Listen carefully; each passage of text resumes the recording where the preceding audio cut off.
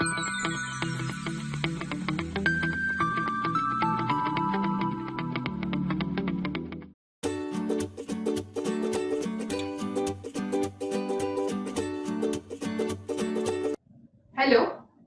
welcome to Analog Circuit Design Online Lecture Series. Myself Prima Rawat from LG Institute of Engineering and Technology in the Department of Electronics and Communication. In this session, we are going to see the unit Operation Amplifiers, and in this unit, today's topic is Example of Differential Amplifier. Now, in the previous session, we have seen the differential amplifier. What is the ideal differential amplifier concept? We have also seen the emitter coupled differential amplifier configurations. We have seen their modes of operation, that is common mode operation and differential mode operation. Also seen the configurations of differential amplifier, which were 4 configurations. Now, based on that, we are going to see the example of differential amplifier in this session. Let us consider this data. Here in this data, the example is given as list the characteristics of ideal op-amp. We have seen in the previous sessions the ideal characteristics of op-amp. That means ideal values of input bias current, ideal values of CMRR, input offset voltage. That all we need to list out in this. Next is two set of inputs for differential amplifier are. First one is V1 equals to 100 microvolts and V2 equals to minus 100 microvolts, and V1 equals to 1100 microvolts and V2 equals to 900 microvolts.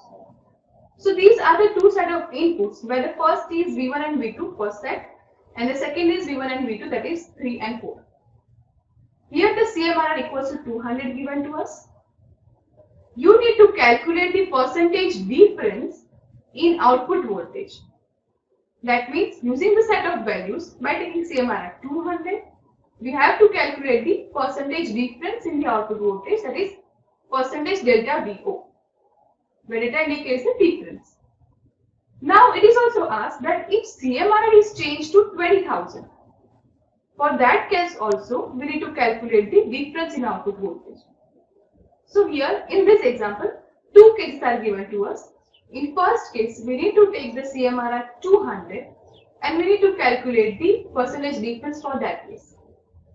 After that, we need to take the CMRR 20,000, that is in the second part, we will take CMRR 20,000, and for that also we need to calculate the percentage difference in output voltage. So let us start for the first case, that is CMRR 200. So is the part 1 of this example. Here the set of values which are given to us are V1 equals to 100 microvolts, V2 equals to minus 100 microvolts. Second set of input is V1 equals to 1100 microvolts and V2 equals to 900 microvolts. So step 1 is to find the output voltage for the first set of inputs, that is VO1. So we have taken VO1, that is equals to ADVD plus ACDC.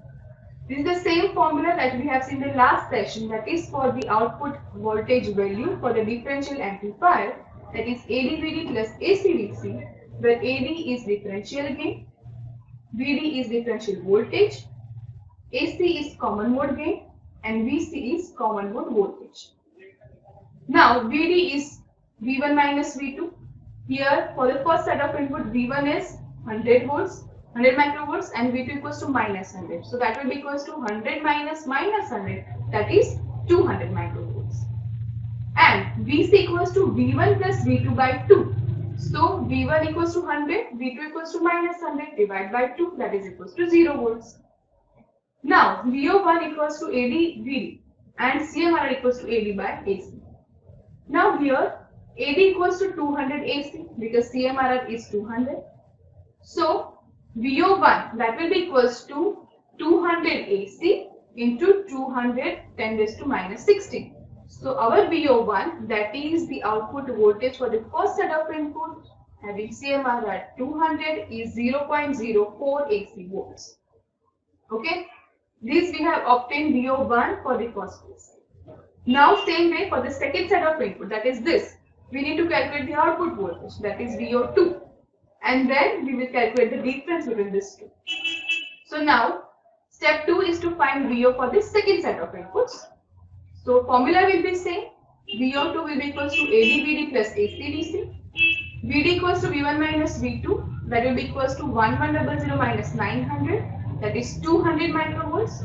VC equals to V1 plus V2 by 2, that is 1100 plus 900 by 2, that is equals to 1000 microvolts. So using that concept, VO2 will be equals to 200 AC into 200 10 raised to minus 6 plus 1000 into 10 raised to minus 6 AC. So the answer will be 0.041 AC volts.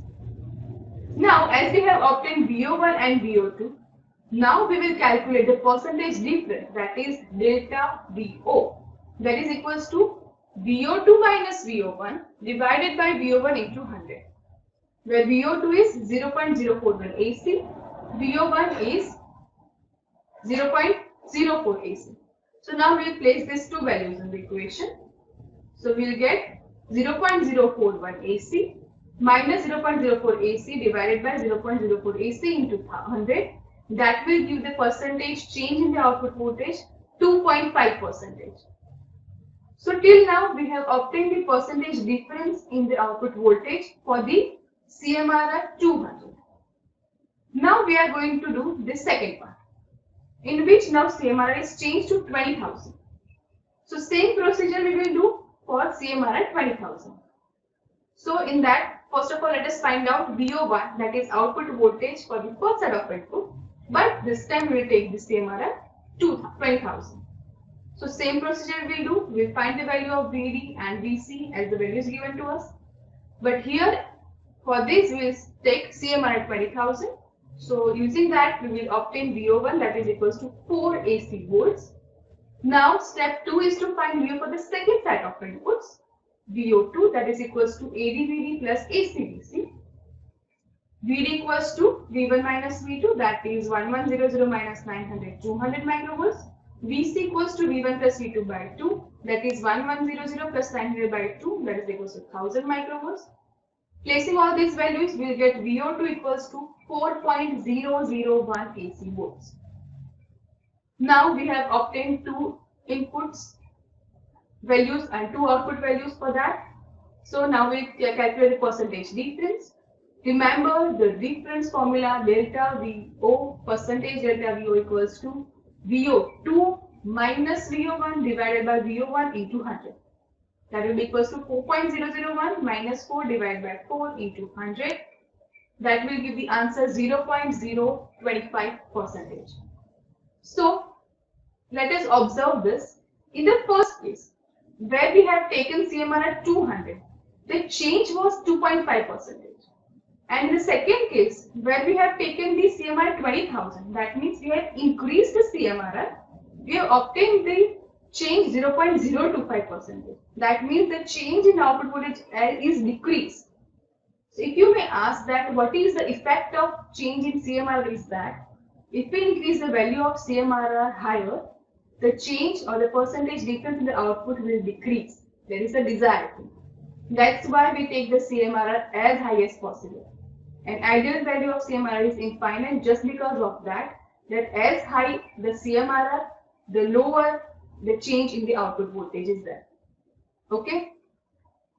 So such kind of examples may be asked to you by changing the data of it. So I hope that this concept is clear to you now.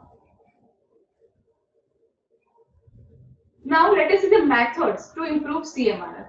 How we can improve the CMRR? We have observed in the example that as high the CMRR is, there is a desired characteristics because it can lead to lower changes of the output voltage. So how we can improve the CMRR? So the first method to improve CMRR is to use a constant current bias. Second one is to use a current mirror circuit. Third one is to use an active load. So these are the three methods to improve CMRR. That means if we want to increase the CMRR value from the existing value and to obtain the performance parameters higher or the change in output lower, which is a desired characteristics, you can either use a constant current bias. Now what is constant current bias? So constant current bias is that method in which the current bias is made constant in order to improve CMRR. You can refer the circuit for that as well. Next is to use a constant current mirror circuit. Now what is current mirror circuit? So as the name says, current mirroring, that means the current values are duplicated, and according to that this circuit is obtained to improve CMRR. Next is to use an active load. That means whenever in the circuit the load, resistance or something is used, instead of using the passive load, active load is used, which can improve the CMRR. So these are the three methods to improve CMRR. Now you can make the practice of such examples by taking the different data and by taking the different values of CMRR and observe the change in the percentage output value or the change in the output voltage in terms of percentage. So you can take the same set of values of the input, but you can take various values of CMRR. You can take the CMRR, let's say for example 100, then you will take 1000, then you will take 10,000. Then likewise increasing the value of CMRR for the stages, you can see that the graph is increasing for CMRR, but the graph for change in output voltage will decrease. That means what? By increasing the CMRR, we can get the better output voltage stability. Because as the change is negligible now becoming, that means that it will give the better output voltage stability. Okay. These are the references. You can see for the other examples from this book also, and you can practice it. Thank you. Thank you for listening.